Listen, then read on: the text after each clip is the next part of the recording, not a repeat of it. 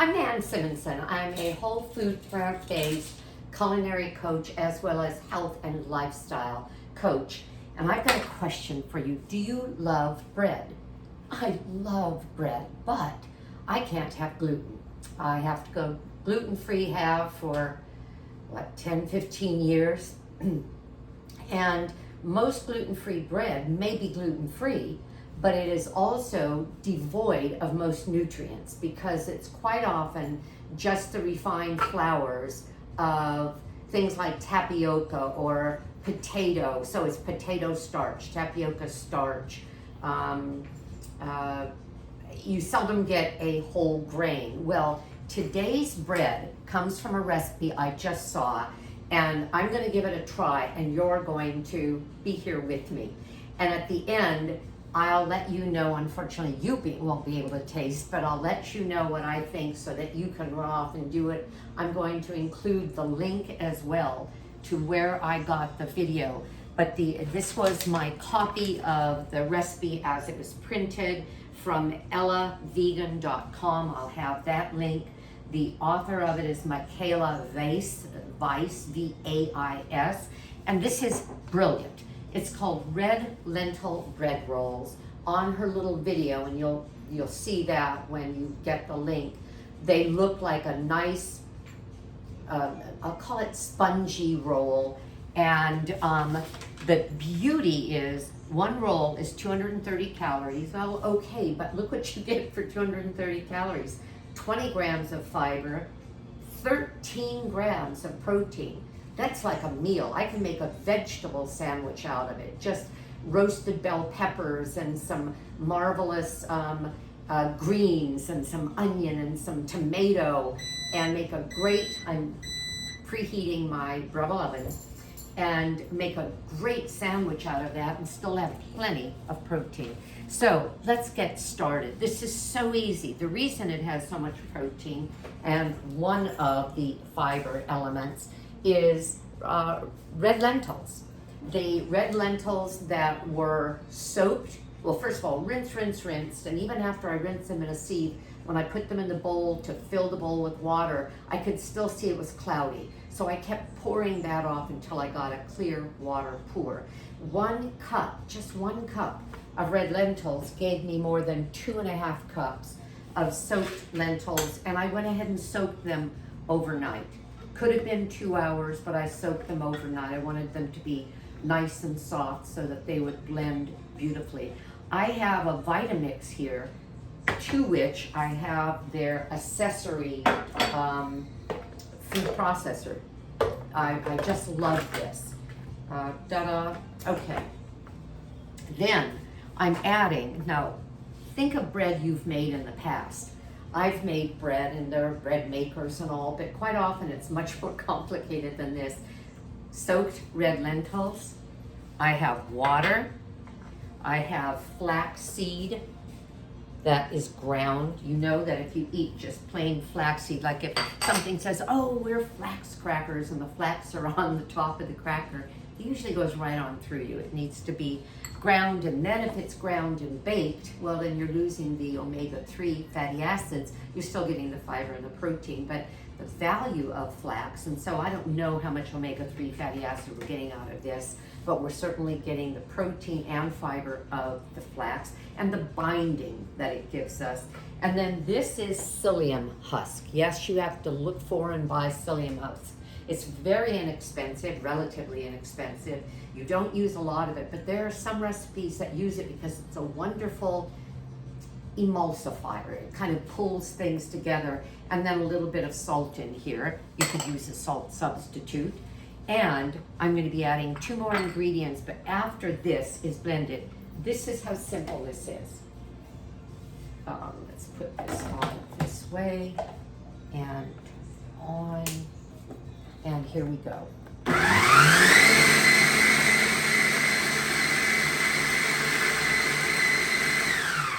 I'm going to stir it down a couple of times because it's a relatively dry mixture. And it's not a good idea to taste and think you're going to get a representation of what it's going to end up being like, because quite often I'm sorry for the noise, the legumes when soaked don't really represent their ultimate flavor very well.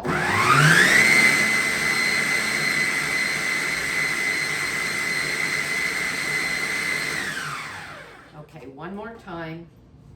We're getting a very good blending here. Okay. And then you're going to think this is interesting, this very last addition. I thought it was. I think this is a well thought out recipe. I am not a recipe creator. I'd love to say, oh, come watch what I do, and it took me 5 tries and da-da-da, but I don't do that. But I cook well, I create things, but I don't necessarily make recipes out of them that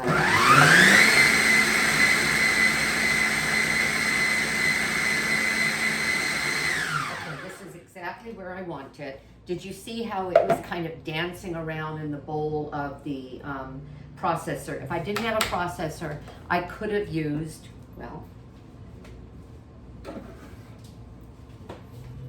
I could have just used the Vitamix, but I wouldn't have had quite as much of a wide berth for all of this to be working around in, but that is something that could be done. Now what I'm adding is I'm adding baking soda and baking powder, and what am I activating it with?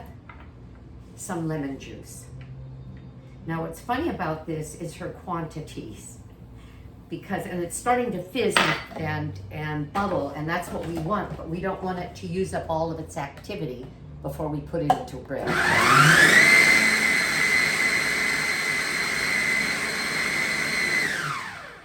So what I was saying about the measurements, this called for 3/4 of a tablespoon of lemon juice or apple cider vinegar. I thought that was really funny because that's very exacting and a little tricky, because what is a tablespoon? It's 3 teaspoons. If she had asked for 2/3 of a tablespoon, I'd know what that is, 2 teaspoons.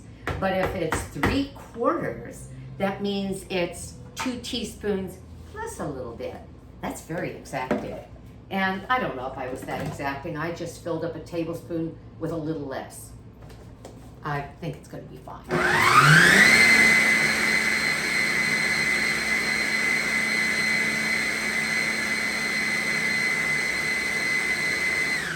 So now we've got a good blend, and get this out of the way, and we're going to make some rolls, okay? I'm going to dampen my hands. I've already washed them, but I'll dampen them.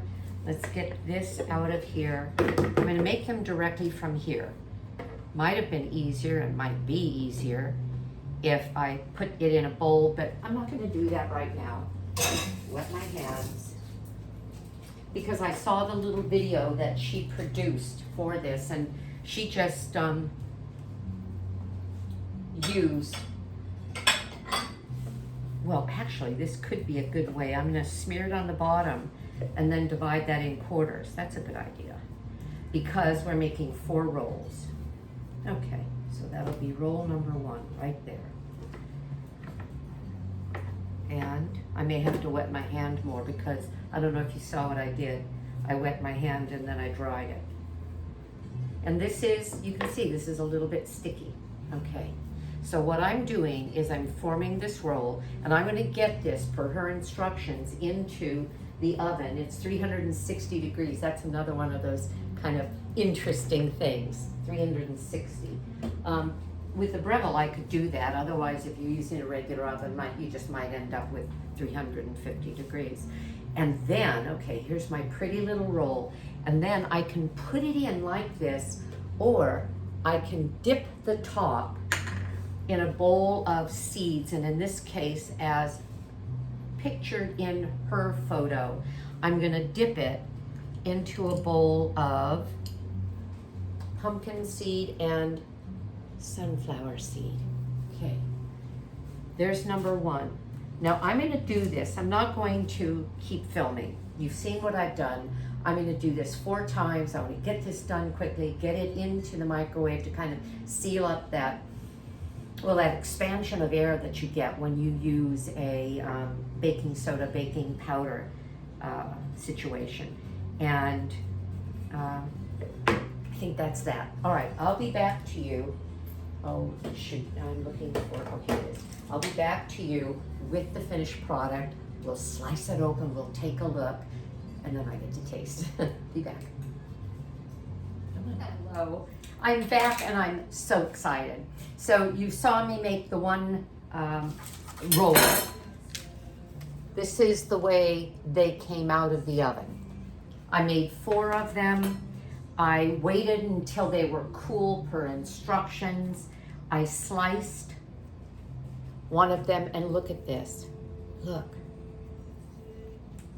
So I'm going to read off again what the nutritional facts for these are. And quite often these are not 100% accurate.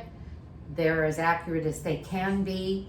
And what Michaela Vais said is 5 grams of fat, and that is naturally occurring. There's no fat added to this. Carbohydrates, 35 grams, fiber, 20 grams, protein, 13 grams, 1 gram of sugar, again, naturally occurring. This is a very nutritious roll. Again, if I made this into a little sandwich, if I ate it all by itself, for the 230 calories, I would get either a very substantial, wonderfully balanced snack, or I could make a lunch out of this, and or have a simple salad and have this, and have the protein and the fiber covered. I'm so excited about them. They sliced beautifully. I used a serrated knife, and what I haven't done is I haven't taken a bite because I don't want to mess it up, but I'm going to, because if it tastes awful, I'm going to tell you.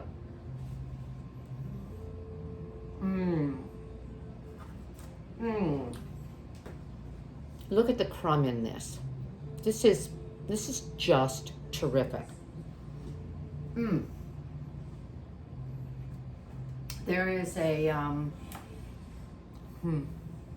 there's the nuance of a grain, because the entire process, except for the psyllium husk and flaxseed, is grain, and oh, the fat would have come from the flaxseed.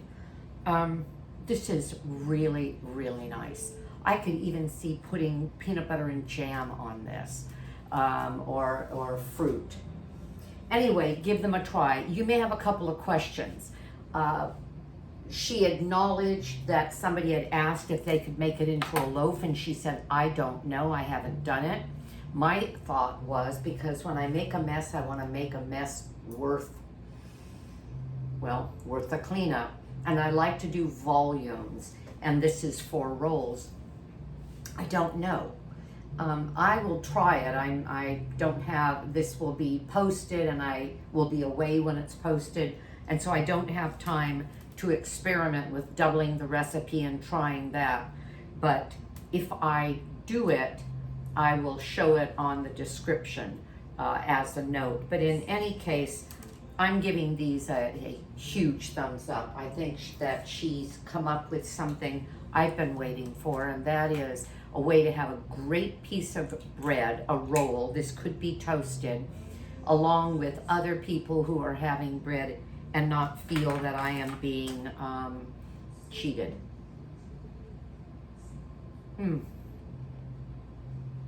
Really nice texture and wonderful flavor. Yay! If you like what you see, give me a thumbs up. Subscribe to my channel. I talk about whole food, plant-based, low oil, salt, and sugar. No sugar. We usually look at date paste and things. And I talk a lot about lifestyle as medicine. I'm 73, and my goal is to go on another 1, 2, or 3 decades with vibrant health. I'm working on it, one meal at a time. Bye-bye.